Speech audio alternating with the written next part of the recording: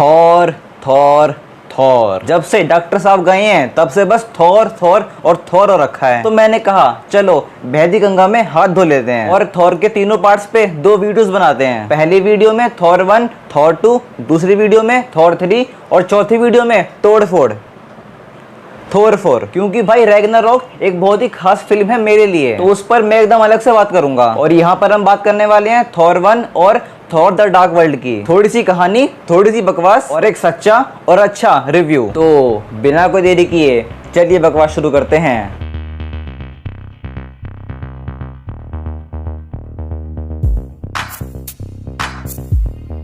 तो भाई लोग थॉर का फर्स्ट पार्ट आया था 2011 में। तब मैं बस 8 साल का था और क्लास 3rd में था। और भाई ये बात बोलने का पर्पस बस ये था कि टाइम यूं निकलता है। खैर भाई as compare to second part इसकी कहानी बहुत सिंपल है। तो बहुत साल पहले एसगार्डियंस ने जायंट फ्रॉस्ट को हराया था, जो एक रेल्म से आए थे जिसका नाम था योटनहाइम। और उनको हराने के बाद उन्हें वहां पर एक बच्चा मिलता है नीले रंग का, जिसको ओडिन अडॉप्ट कर लेते हैं। और भाई नहीं, इतना खुश मत हो, उसके पीछे ओडिन का अपना मकसद था। उसका मकसद था कि जब तक ये हमारे पास रहेगा तब तक हम जायंट फ्रॉस्ट से संधि कर पाएंगे। और वो बच्चा और कोई नहीं, हमारा लोकी था। और बस फिर कहानी आती है प्रेजेंट डे में, जहाँ पर ओडिन ये बोलने वाला होता है कि आपका नया राजा है थॉर। लेकिन उससे पहले ही जायंट फ्रॉस्ट वहां पे हमला कर देते हैं। और भाई ये हमला करवाया था लोकी ने। लेकिन भाई वहां पर वो लोग कुछ भी नहीं कर पाते और बस गुस्से में आके थॉर निकल पड़ता है योटनहाइम की तरफ, जहां जाने के लिए उसको बहलाता है लोकी। क्योंकि वो जानता था अगर थॉर वहां पे गया तो फिर ओडिन गुस्सा हो जाएगा और थॉर राजा बनेगा ही नहीं। और वही हुआ, थॉर वहां गया,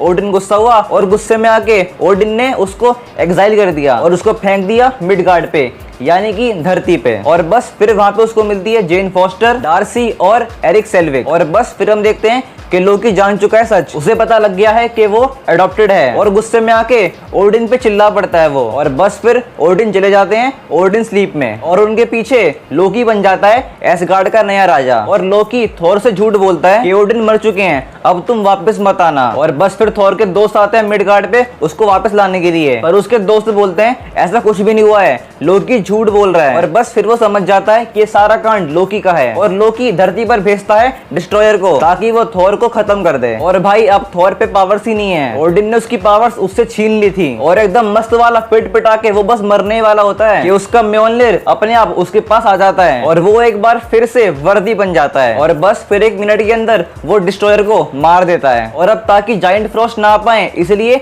वो एसगार्ड जाके बाइफ्रॉस्ट तोड़ देता है। और फिर बस इन सब चक्करों में लोकी मर जाता है और इसी के साथ ये मूवी खत्म हो जाती है। और फिर एंड में आता है एक पोस्ट क्रेडिट सीन, जहां पर हम देखते हैं डॉक्टर सेल्विक को निक फ्यूरी से बात करते हुए। और वहां पर वो उसको दिखाता है स्पेस स्टोन। और वहां पर हम देखते हैं कि लोकी अभी भी जिंदा है। और भाई यही सीन कंटिन्यू था अवेंजर्स में। अवेंजर्स का पहला सीन यहाँ से कंटिन्यू हुआ है। और फिर आती है 2013 में release Thor the dark world. और भाई as compare to Thor 1 and Ragnarok ये पार्ट बहुत वीक है। थॉर का सेकंड पार्ट उतना बढ़िया नहीं बन पाया और इसको देख के ना फील होता है कि इन्होंने ये वाला पार्ट मन से नहीं बनाया। और इसकी स्टार्टिंग होती है थॉर के दादा बोर से, जिन्होंने हराया था मेलेकिथ नाम के एक एल्फ को, जिसके पास एक हथियार था ईथर नाम का, जिससे वो सब जगह तबाही फैला देता। और उसके बाद ईथर को एक बड़े से पत्थर में बंद करके जमीन के अंदर गाड़ देते हैं। और फिर हम देखते हैं प्रेजेंट टाइम, जहाँ पे जेन फोस्टर एक बिल्डिंग के अंदर R&D कर रही होती है और उसे उस बिल्डिंग में अजीब बातें फील होती हैं और उसको फील होता है कि यहाँ पे थॉर है। और फिर वो एकदम से उस बिल्डिंग से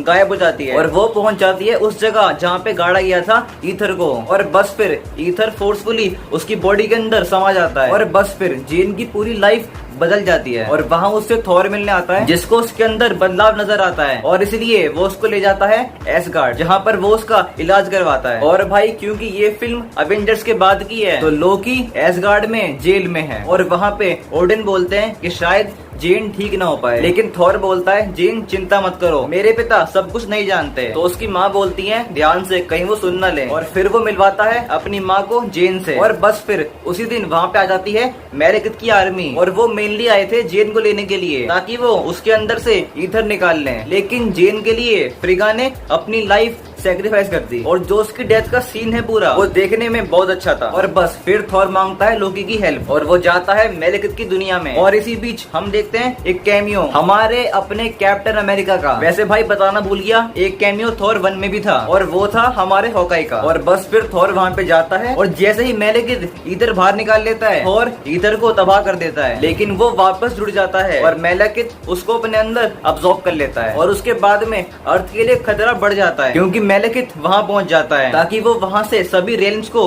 बर्बाद कर सके। लेकिन वहाँ पे थॉर, जेन, डार्सी और एरिक सब कुछ संभाल लेते हैं और थॉर फाइनली मेलेकिथ को मार देता है। और वहीं पे लड़ाई के बीच में लोकी मर गया था और बस फिर वो अपने एसगार्ड लौट जाता है और वहाँ पे जाके ओडिन से बोलता है कि मैं यहाँ का राजा नहीं बनूंगा, मैं आखिरी सांस तक यहाँ की रक्षा करूंगा लेकिन राजा नहीं बनूंगा। ओडिन बोलता है ठीक है, लेकिन तुम्हारा म्योल्निर मैं तुमसे नहीं लूंगा, वो सिर्फ और सिर्फ तुम्हारा है, वो तुम्हारा है जब तक तुम उसके लिए वर्दी हो। लेकिन भाई रुको, ऐसे कैसे? वो ओडिन था ही नहीं, वो था लोकी। और बस इसी के साथ ये मूवी खत्म हो जाती है। और फिर आता है एक पोस्ट क्रेडिट सीन जहाँ पर हम देखते हैं थॉर के 2 दोस्तों को जो कि आए हैं कलेक्टर के पास। कलेक्टर वही गार्डियंस वाला, और वो उसको देते हैं रियलिटी स्टोन। और बस उनके जाते ही कलेक्टर बोलता है 1 डाउन 5 टू गो। और भाई अब क्या है ना, ये पूरा सीन, ये पूरी कहानी हो चुके हैं पुराने, तो इसलिए आज मुझको वो वाली फील नहीं आई। बट जब मैंने वो सीन फर्स्ट टाइम देखा था तो भाई मैं हिल गया था। जब वो लोग कहते हैं कि 2 इन्फिनिटी स्टोन्स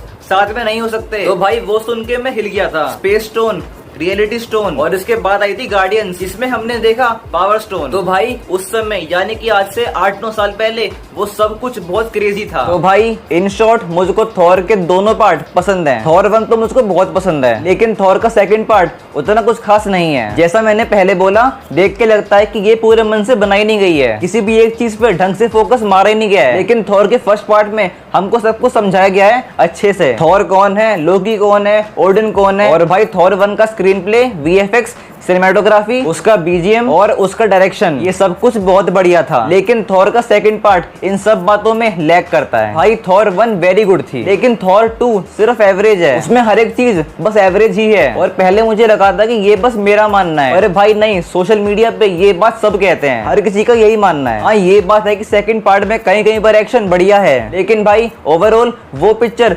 सेटिस्फाइंग नहीं थी। थॉर 1 सेटिस्फाइंग थी, लेकिन भाई ये एमसीयू है, यहाँ पर हम हर पिक्चर के बारे में एक ही बात बोलते हैं, इसकी एक भी पिक्चर टाइम वेस्टिंग या फिर मनी वेस्टिंग नहीं होती। और हाँ थॉर 2 भी वैसी ही है। सच कहूँ तो कैप्टन मार्वल और ब्लैक विडो, इनसे ये पिक्चर बहुत अच्छी है। कैप्टन मार्वल और ब्लैक विडो डिसअपॉइंटिंग थी मेरे लिए, लेकिन हाँ थॉर 1 तो बेहतरीन थी, इसमें कोई शक वाली बात ही नहीं है। थॉर तो खैर लाजवाब है ही, लेकिन भाई लोकी उन विलेंस में से है जिनसे मैं प्यार करता हूँ, और उस लिस्ट में वो नंबर 1 पे है। तो भाई लोग चलो बस अब हम खत्म करते हैं इस वीडियो को। और हाँ भाई अब इसके बाद आएगी वीडियो रैग्नारॉक पे, और अगर वो मिस नहीं करनी है तो जो वो बटन है लाल लाल सा, उसको दबा के ना ग्रे कर दो, और बगल में घंटी है उसे भी दबा ही दो। और आपको थॉर 1 और 2 में से कौन सी पसंद है प्लीज कमेंट्स में लिख देना। और अगर ये वीडियो पसंद आई है तो इसको लाइक कर दो, और प्लीज ये वीडियो शेयर करो अपने दोस्तों के साथ। और अगर मन करे तो मुझको ना फॉलो कर लेना इंस्टाग्राम पे और ट्विटर पे, जिनका लिंक